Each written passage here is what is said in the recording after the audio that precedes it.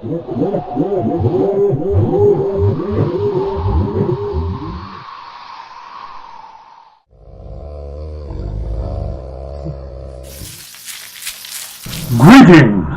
I am Monster D, and this is a Monster DView! Today, I'm going to DView a book. Why, this book right here, Myths and Monsters, 50 Mazes for Kids by Joe Ross. If you do not know who Joe Ross is, he is an amazing, well-experienced cartoonist. He is a quick-drawing, quick-thinking cartoonist who has toured the country with his live-action storytelling performances. He also happens to be the founder of the Toonseum in downtown Pittsburgh, Pennsylvania.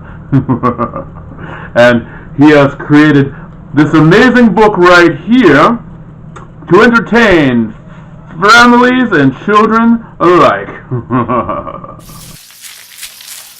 The monsters in this book come from all around the world, from myths and folklore and even classic literature.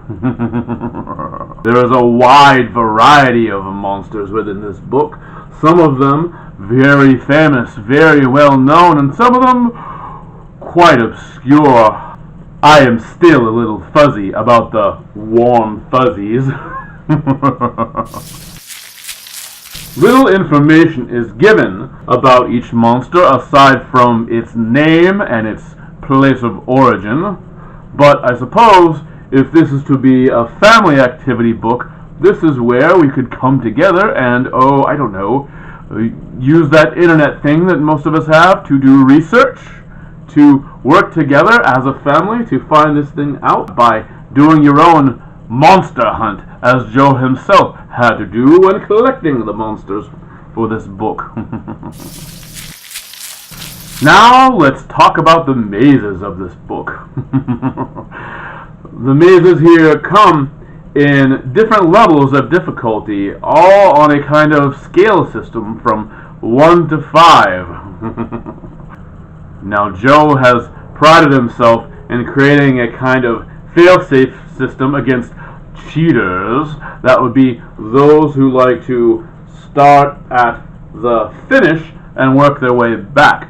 The theory states that in most mazes, there are fewer exit points than there are entries, so it's easier to work from the opposite end. Well, he has attempted to avert this quick fix by adding extra dummy exits to the other end as well, making the mazes even more of an interesting challenge. Don't skirt the rules.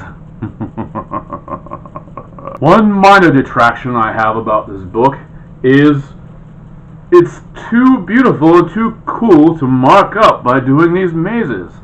I mean, on one hand, it's kind of nice to think about putting your own line work right next to the lines of a master, but at the same time, I don't really want to mark up this book. I want to keep it and enjoy looking at it for years and years. So my solution would be make copies of the mazes you wish to do. So you can go through the mazes and also keep the book in its pristine condition. But then again, perhaps you aren't all that worried about that at all. In fact, one of the great things about this book that helps it be so family friendly is that it is very affordable. It was so affordable that when I went to pick it up, I had no qualms at all about also picking up his other book of mazes, his Amazing Animals. The same low price. So once you've worked your way through all of these monstrous mazes, you can have even more mazes to entertain yourself with, all full of very interesting animals, also from around the world, and I know my monster fans love their animals. Well, I hope this video has encouraged you to go out and pick up your very own copy of Myths and Monsters, whether it's for a child you know, for a loved one, or to entertain your very self. I know you will get satisfaction and joy out of it. I thank you for watching this DView. I hope you have enjoyed this video, and it has of course been brought to you by the one, the only Monster D.